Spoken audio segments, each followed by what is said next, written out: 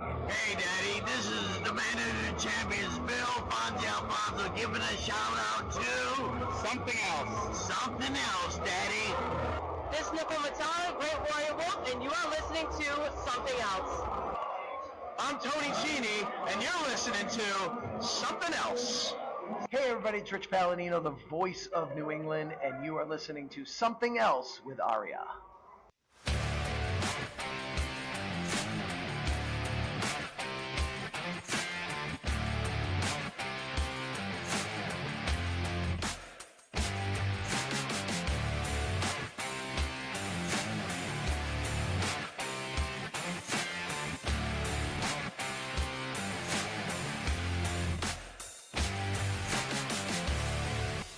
And welcome to episode number 088 of Something Else. Feast your ear holes on this week's episode as we take a look at both Mid-South Wrestling and World Class Championship Wrestling from April 9th, 1983. My name is Aria, and welcome to the show. Now, in case this is your first time checking out this show, what we do here, it is really quite simple.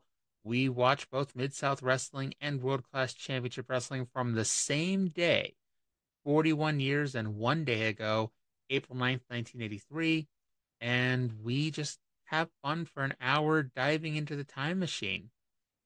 If you want to check out the video version of this show, it's at tinyurl.com/something else YouTube. And no, this video version does not include looking at my ugly mug for an hour. It instead is, the actual video version of the show, which, has the actual show at the end of the show. As I say that really weird. But you know what I mean. It's the actual episode of Mid-South Wrestling. Now, I should point out, as I try to mention every time I plug this, the World Class show, unfortunately, I don't have the ability to download that from at least the same provider that provides everything else for me.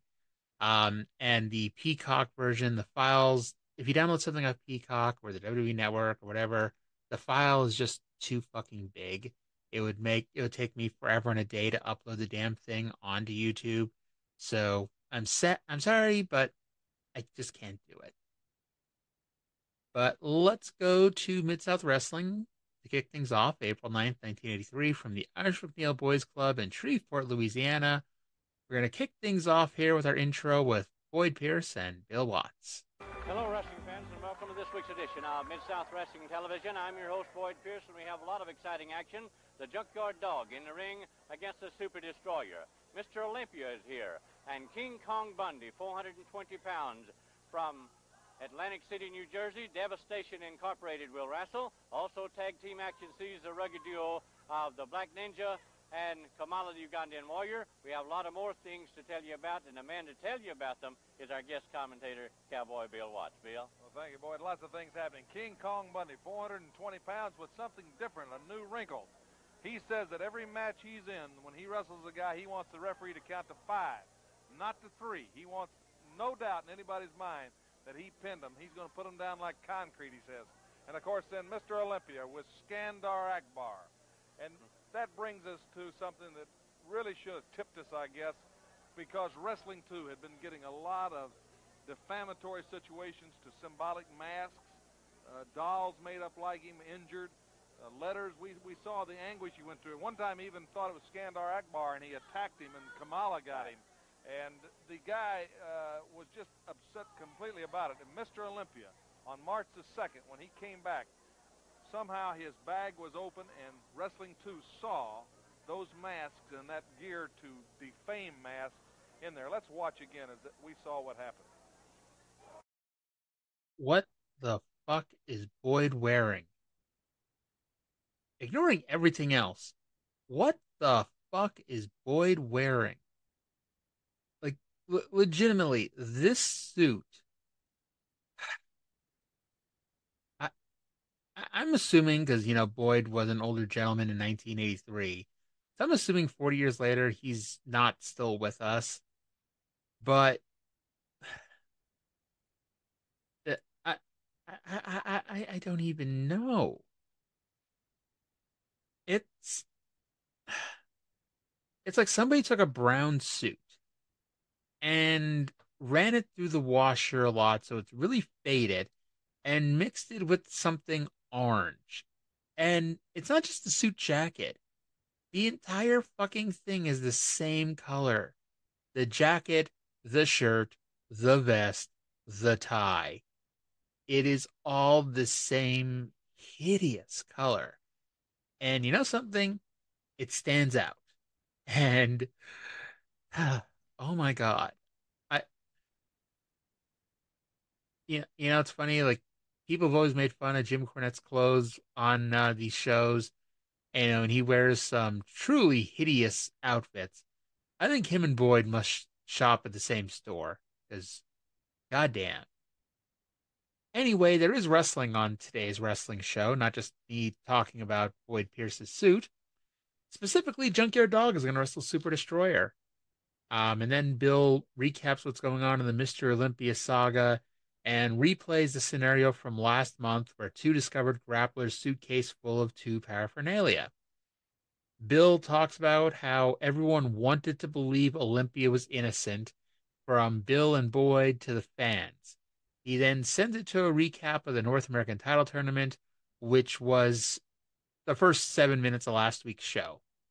It was, it wasn't even just the finals of the tournament. It was Bill Watts pitching it to Bill Watts, recapping the finals of the North American title tournament. Back to Bill. Bill reiterates that Dog was not pinned, nor was he counted down like a knockout, nor did the referee lift his arm, then drop it 3 times. And because of that reason and that reason only, they made a momentous decision to hold up the title. And then they air a replay of that Akbar Olympia promo from last week. And then Boyd assures the fans that the reputation of Mid-South Wrestling has not been tarnished, since the title will continue to be held up. Now, I do think that was a clever way to get out of it, even though I may disagree with the whole idea of, continuing to screw the fans over by promising them one thing and then taking it away from them, even with the screwy finish. Because, Dog was defeated, but due to referee incompetence, I mean, that's what it was.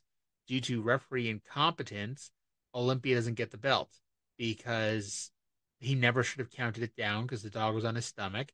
He should have if he would have lifted and dropped Dog's arm, there'd be no controversy and Olympia would be champion. But he didn't. If he would have counted to 10 and treated it like a knockout finish, there'd be no controversy and Olympia would be champion. But he didn't. He fucked up. And technically, it's Mr. Olympia getting screwed here at the end, but he's a heel, so it's his fault. So from there, we go to our first match, which is Mr. Olympia with General Skandor Akbar versus our favorite punching bag, Tim Horner. Neither Horner nor the fans can believe their Olympia's with Akbar, so I guess they didn't watch last week's show. That didn't do much for Horner since he just got his ass kicked in this one. Horner started to build momentum, but Olympia threw him throat first into the ropes and then put Horner out with the sleeper.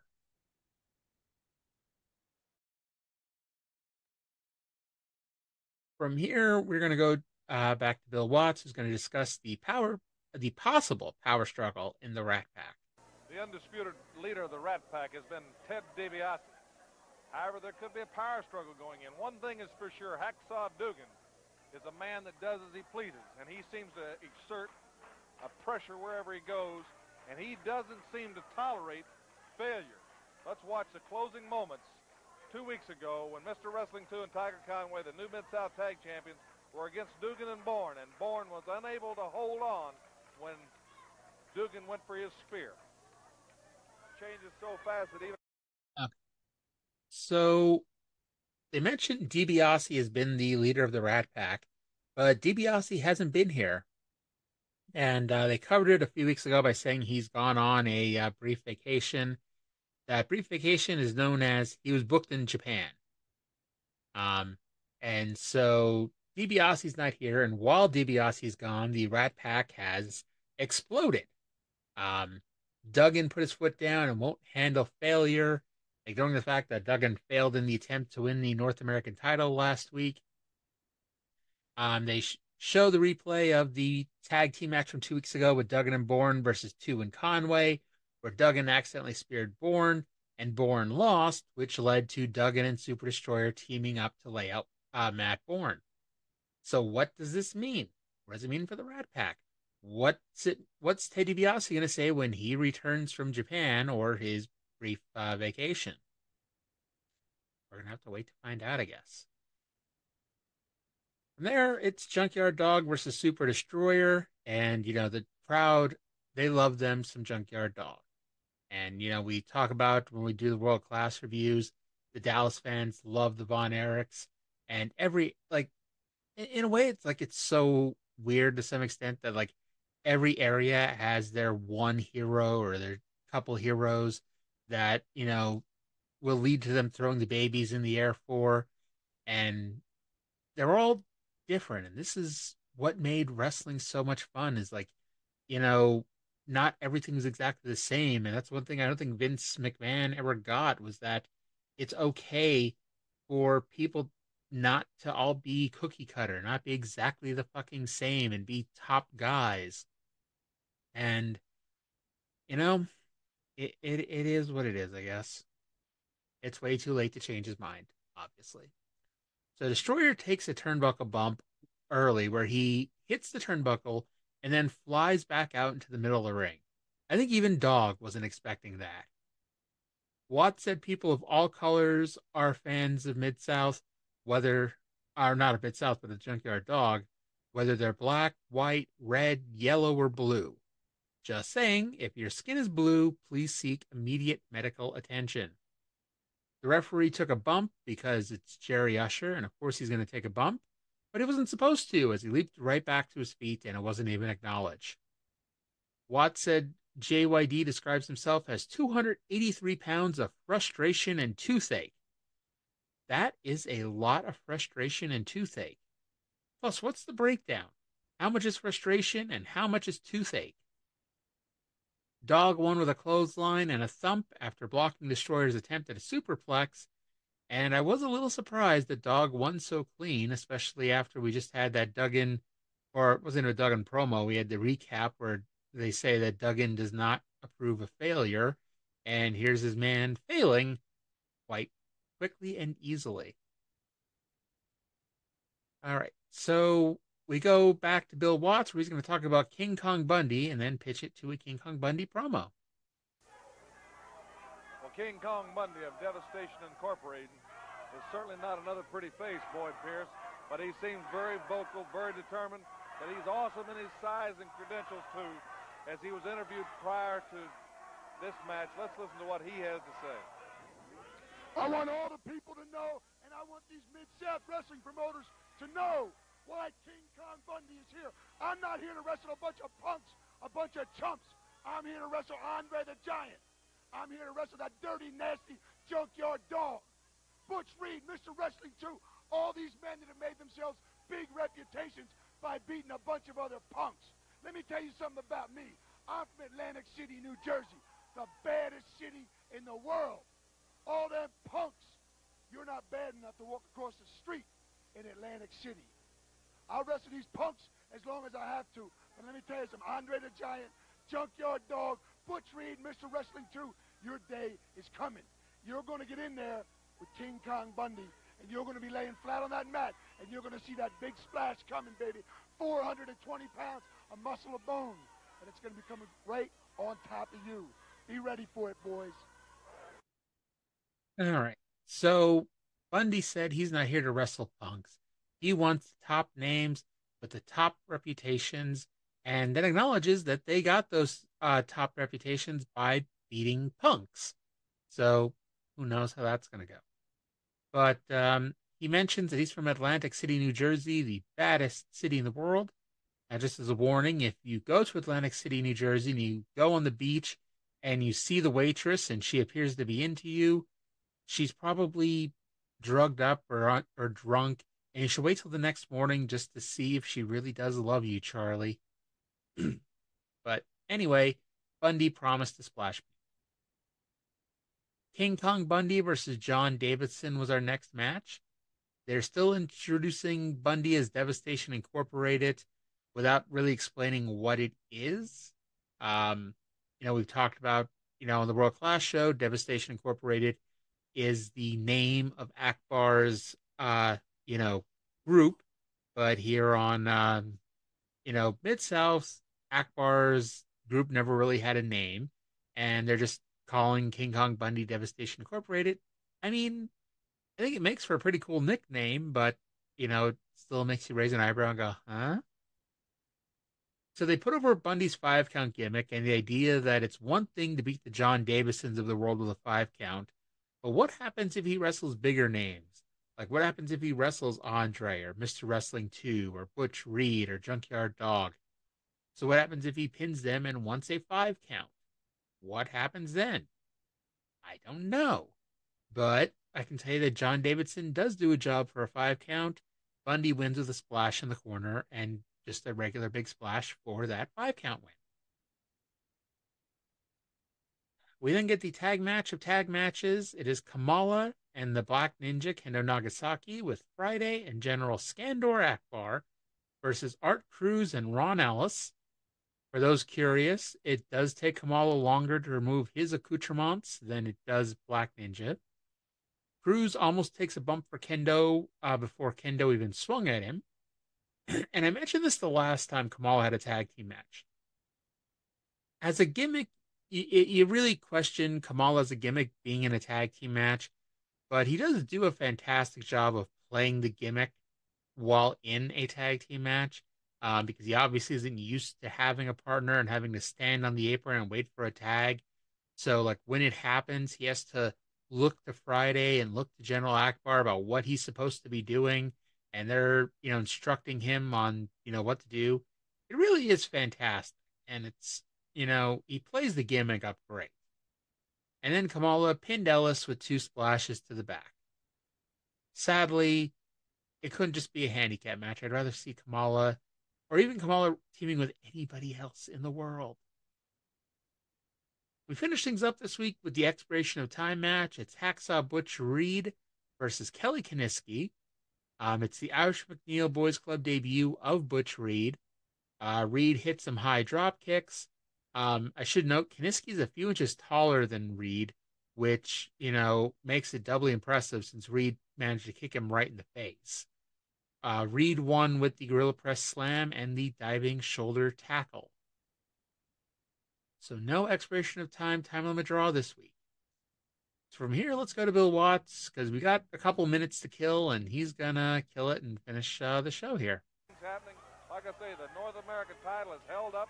The $10,000 is held up. Skandor Akbar has extended further his tentacles of influence. He now has Mr. Olympia. He's got the Black Ninja. And, of course, the most awesome man I've ever seen, Kamala. The newcomer, the man that's doing something that's never been done. King Kong Bundy. 5 count. I've never seen that kind of confidence. I'll tell you, I wanted some guys' eyes open, they could count them down in 1 if I could hold them. I've seen a lot of them complain, Bill, because of a fast count from a referee, one and a slow count, 1, 2, but one asking for 2 additional count for the 5. I've never seen it before. Well, Boyd, we'd promised the people 2 weeks ago the midgets, and of course with the special, Mid-South special about the one-night sudden death tournament in New Orleans, we didn't have time for the midgets. Next week we're going to have the midgets here, so all you kids of all ages, tune in next week as we bring the midgets to you. Bill, our time is winding down, and we do want to reiterate, the fans, I'm sure at home, this is the first time they've seen on Mid-South Wrestling and heard from Mr. Olympia, changed over, made the crossover, and General Skandor Akbar, of all people, taking him into his stable. So it's something that... We heard Olympia try to justify on that interview why he blamed the dog for all his problems. You know, it's like the old guy said, if you want to find out what caused your problems, you go look in a mirror, because you cause your own problems. But the guys that can't admit that, like Mr. Olympia, they create some problems for themselves, and he's created a lot of controversy, and he's right in the middle of it. He's going to attract some heavy traffic. But the Mid-South Wrestling has held up the title, and so he is not the North American Heavyweight Champion, even though he feels like he won the tournament. Thank you so much, ladies and gentlemen, boys and girls. for allowing us once again to come into your home. We look forward. Right. So there really wasn't anything to it. It was just, they had 2 minutes to kill, and instead of apparently dragging somebody out to do a promo, they just recapped the show. And it was, in fact, a recap. And they do tell us that our fucking midget match, our tag team midget match that we've been supposed to be having now for the last 2 or 3 weeks, it's not happening this week either, and it's allegedly going to happen next week. I guess we'll have to wait and see. But that thing's just becoming a running joke at this point. All right, so that's going to do it for Mid-South this week. Not, it's one of those shows, it's not the most exciting show, but it's setting the table for, what's coming up in the future here. We've got all these what ifs, or, what's going to happen. What's going to happen now that, Junkyard Dog knows, Mr. Olympia is going to come out with General Skandor Akbar. What's going to happen once Ted DiBiase gets back from Japan?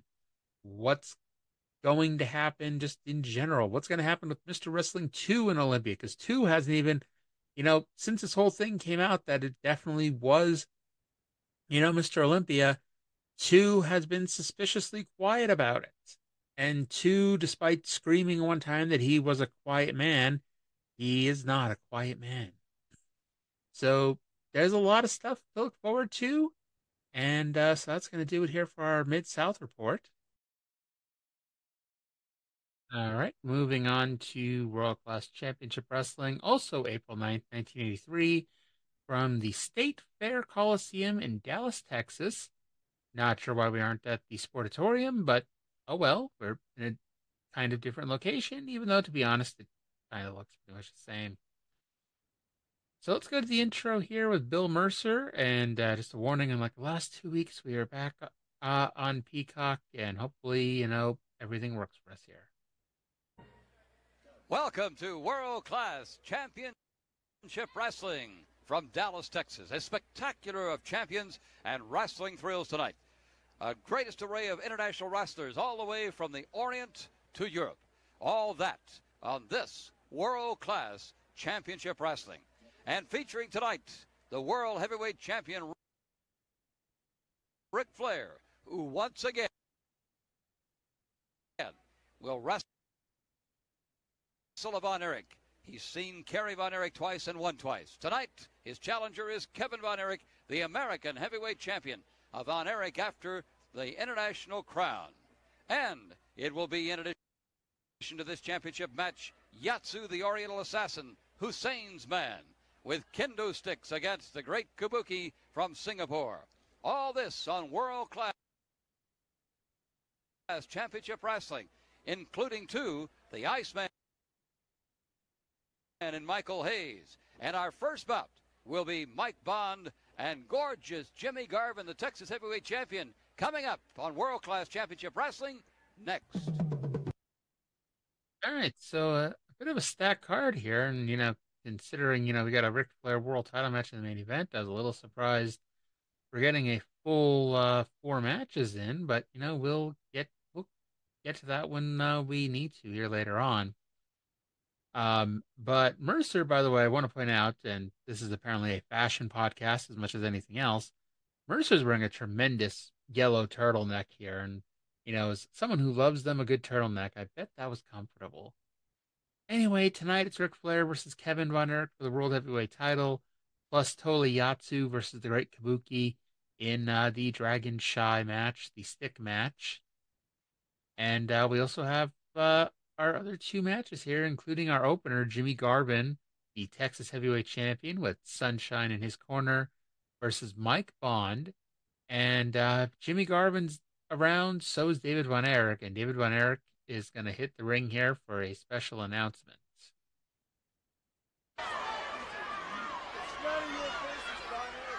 Ladies and gentlemen, as we begin tonight, David Von Erich has come to the ring for an announcement.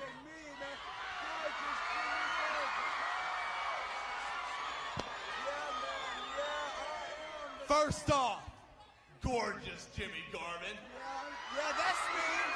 That's me. I don't expect you to have enough guts to accept the challenge I'm getting ready to make to you. Joke. He's always joking around. Shut up, Garvin. For 4 years, I held that Texas Heavyweight Championship belt. What he's wearing now, right? If you got any guts, you put it on the line against me.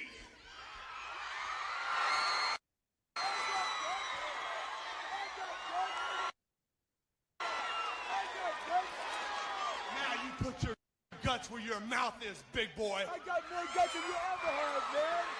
Yeah, I got more guts than you ever had.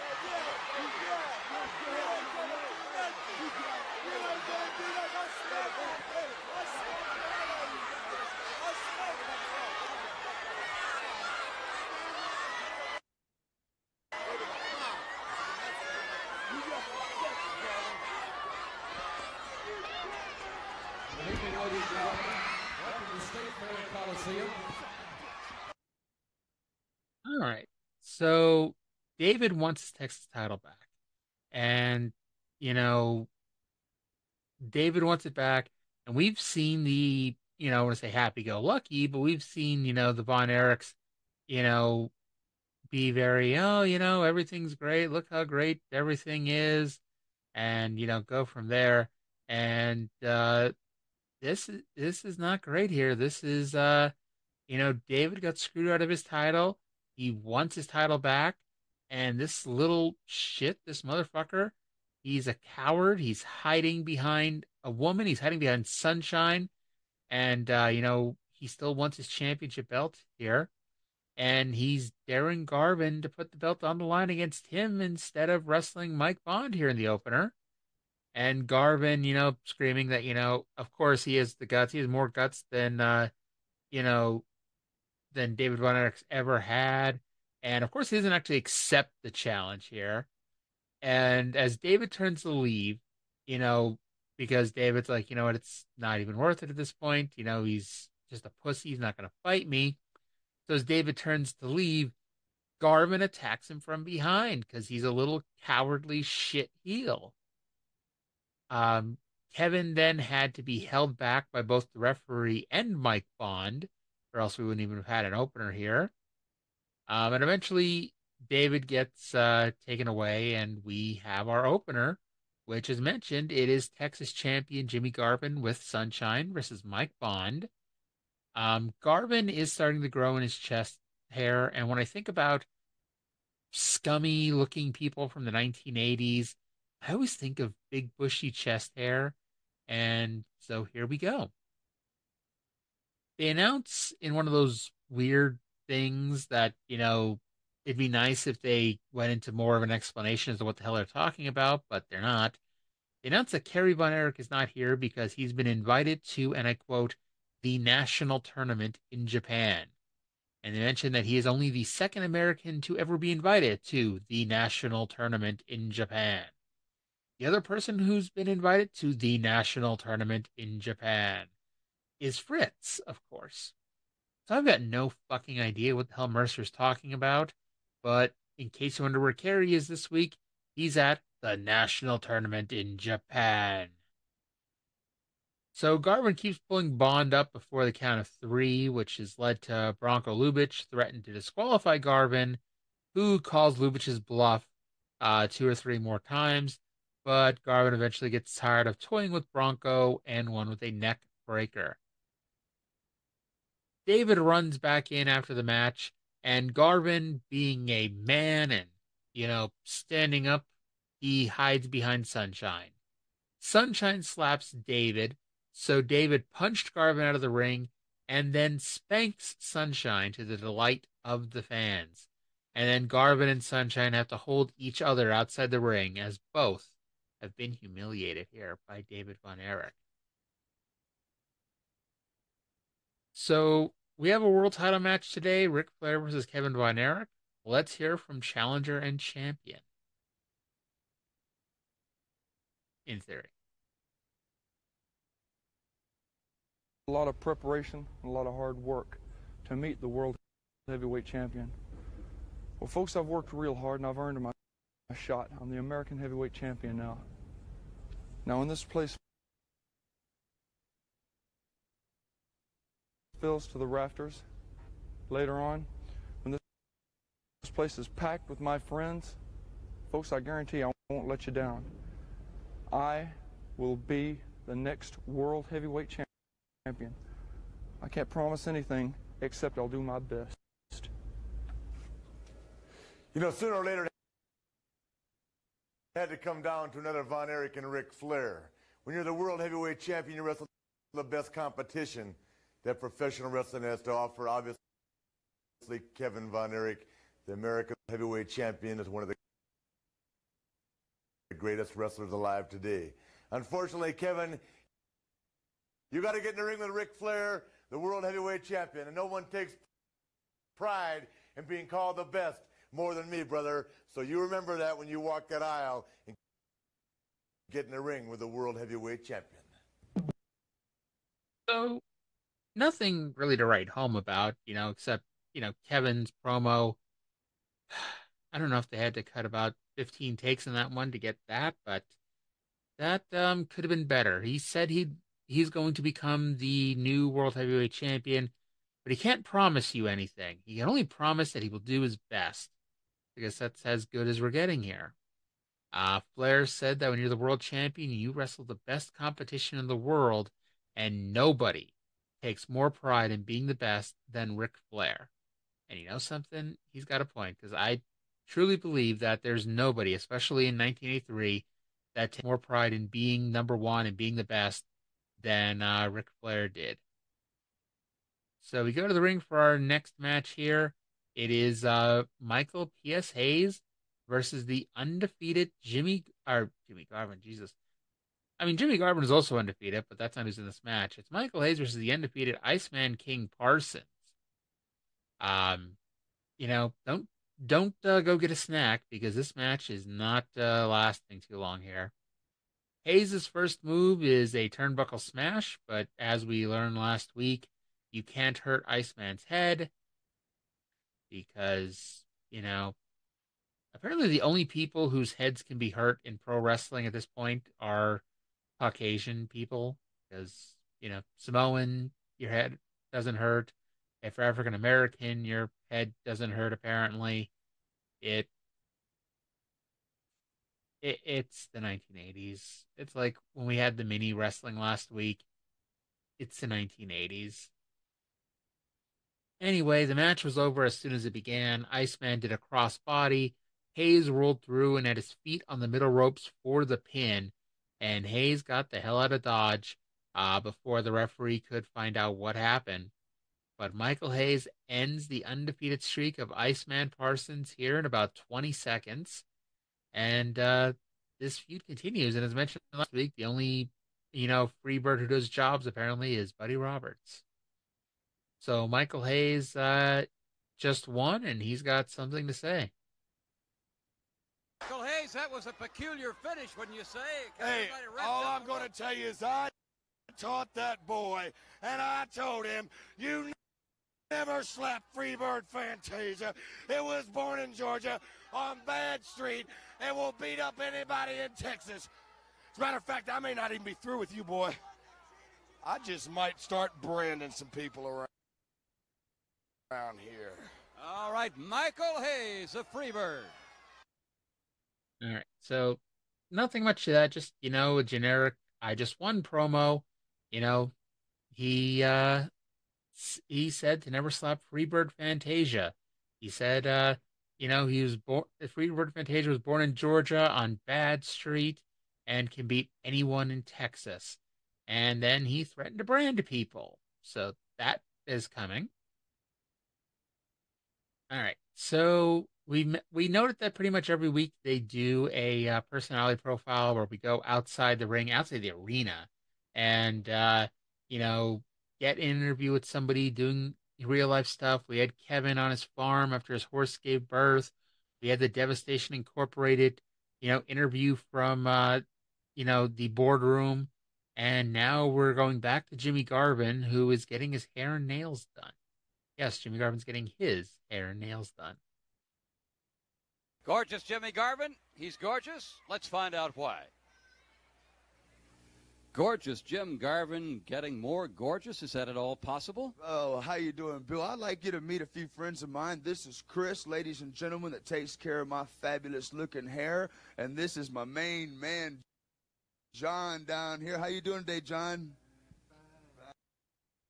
John's always doing great. Yeah, ladies and gentlemen, you know, when I came to World Class, they couldn't believe. Well, of course, everyone knows Sunshine. I don't even have to introduce her. I feel that, you know, if you don't know Sunshine, you don't know what day it is. The main thing is, when I came to the World Class area, Bill, I think it's really a good opportunity for the people to take a look at really who Gorgeous Jimmy really and truly is. You know, I do take care of myself in such a manner that people really don't believe it, but it is true. You're looking at probably the greatest looking man walking the face of the earth.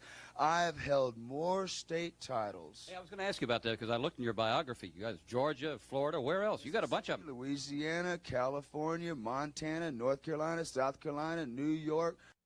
The list goes on and on. In fact, in the record book, I am the only individual to ever hold this many regional and state titles. Of course, the Texas title is very important to me right now.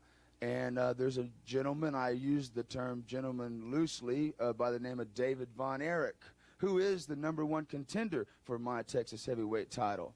And I've given him a few chances, but he's still working on it and trying to get his stuff together. But as you can see, ladies and gentlemen, world-class wrestling is the greatest wrestling in the world. That's why Gorgeous Jimmy is here. I have defeated opponents all over the world, and I thought I have to get into that world class and take a look around and see what's going on, you know. And yes, it's true. I do take care of myself. I take films of all the wrestlers. I have the finest film library in the world. You know that, Bill. I know you do because you wouldn't let us film you for a while. Well, that's right. And then I thought, well, how can I deny the people a chance to really see class, right? I mean, this is world-class championship wrestling. I am a classy guy. And, of course, so I couldn't defy him any longer, and I let him watch me beat up my opponents. Who, other than David Von Erich, who has to challenge this, who do you think you're going to be meeting for that Texas challenge now to come after you? Well, Bill, right now, the only thing on my mind, and when I say that, I mean it, ladies and gentlemen, the only thing on Gorgeous Jimmy's mind is David Von Erich. He is the #1 challenger. I don't care about #2, #3, or #4. David Von Erich, if you're looking at me now, pal, when you go get that silly haircut of yours, I know you don't spend the time or the money that I do, and this is the reason I'm a champion. Okay. So, like I said, it's 1983. There's no such thing as metrosexual, but this just means he's very feminine, that he's getting his hair done, that he's getting a manicure and a pedicure. Plus, it makes him a heel. You're not going to see the Von Erichs going to get their nails done. You know, you're going to see someone like Jimmy Garvin do that. Garvin said he's here to face the best wrestlers in the world, and that's why he's here getting his hair and nails done. And by the way, the best part of this is while this is happening, he's wearing his championship belt, which is just, you know, hilarious to look at. Garvin said he's not worrying about his other challengers. The only person he's focused on is David Von Erich. And, you know, David is coming after that title, and that feud is going to continue. Speaking of feuds, the Dragon Shi match was next. The Great Kabuki versus Tola Yatsu with Armand Hussein. Now, in case you're curious what a Dragon Shi match is, a kendo stick will be placed in the middle of the ring. Both men will be sent to their corners. When the bell rings, the person who can grab it can use it. You can win either by pinning somebody with the stick or throwing them out of the ring with the stick and having them counted out for a count of 10. If the stick goes flying out of the ring, then the action stops and we start over. It's simple-ish. So before the match even begins, Yatsu and Kabuki are going after one another. Yatsu with his kendo stick and Kabuki with his nunchucks. Yatsu is more aggressive, but Kabuki, again, the best offense is a good defense. Kabuki used his nunchucks to block the kendo stick shots, and eventually both men are sent to their corner, and the match begins. Yatsu runs in for the stick, but gets kicked. Kabuki gets it and waylays Yatsu with it. Of course, watching this in 2024, we've seen people hit each other with kendo sticks 10 million times. But in 1983, this was definitely something different. So the fans were into these two big men hitting each other with sticks. Mercer says that Yatsu is the only person to ever beat Kabuki. Want to point out that last week on this very show, Kabuki did a clean job for Iceman Parsons. Kabuki came off the top rope and got hit with the stick. Kabuki fell to the outside for the 10 count and lost. Like, absurdly quickly. Mark Lawrence said it was 2 minutes 14 seconds, and it felt every second of that. So things are not going good for the general here, as after finding out that his win-loss record has a lot to do with his negotiations with OPEC.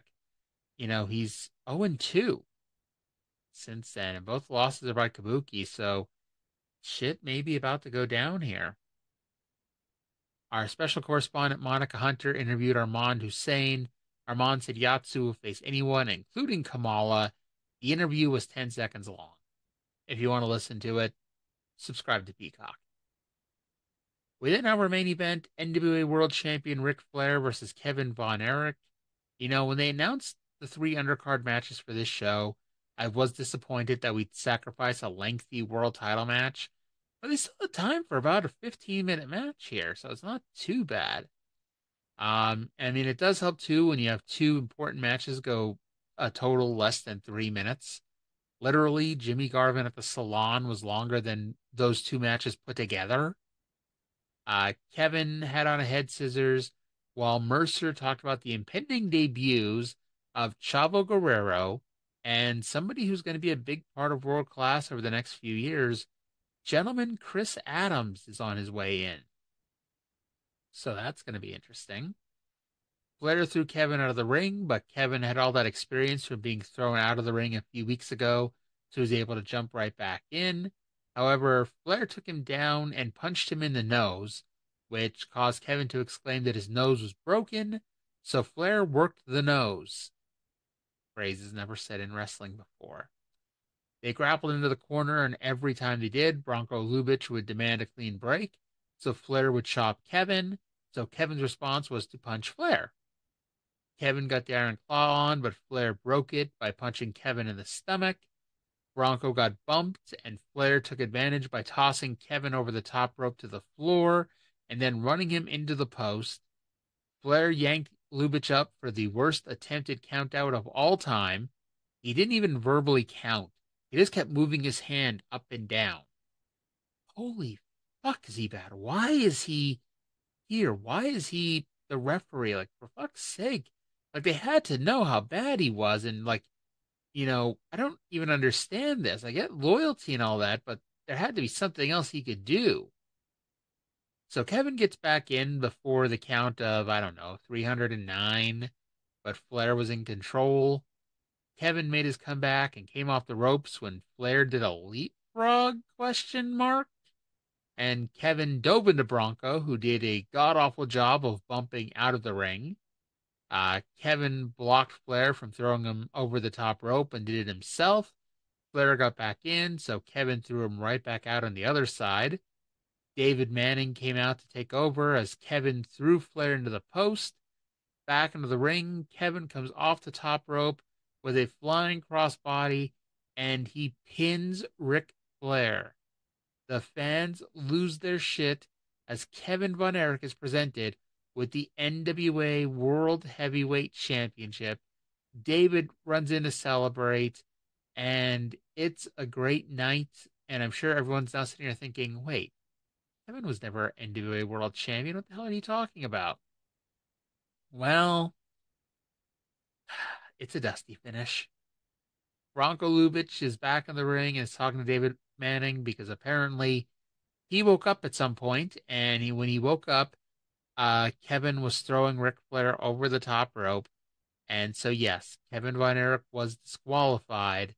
They pulled Kevin's hand down, they took the belt and gave it to Flair, and Flair is still your world heavyweight champion. Kevin is irate. David is calming him down before he kicks Bronco Lubitsch's ass. Personally, I want to see him kick Bronco Lubitsch's ass. Maybe it would have injured Bronco and he wouldn't be able to referee anymore. The crowd is chanting bullshit, but at the end of the day, rules are rules. Now, normally we would have a show-ending promo with Bill Mercer and somebody at his desk, but there's nobody at the desk, and Bill just recapped the results of the show. He said next week we'll talk to Ric Flair. We'll have a Kamala feature that you'll find very interesting. And then, and I quote, David Von Erich and Terry Gordy will be handcuffed together. No explanation as to why they'll be handcuffed together, just that they will be. So tune in next week, because they're going to be handcuffed together for reasons, I'm sure. So that's going to do it for this week's show. I want to thank everybody for listening. Hope everybody did. Talk to everybody again.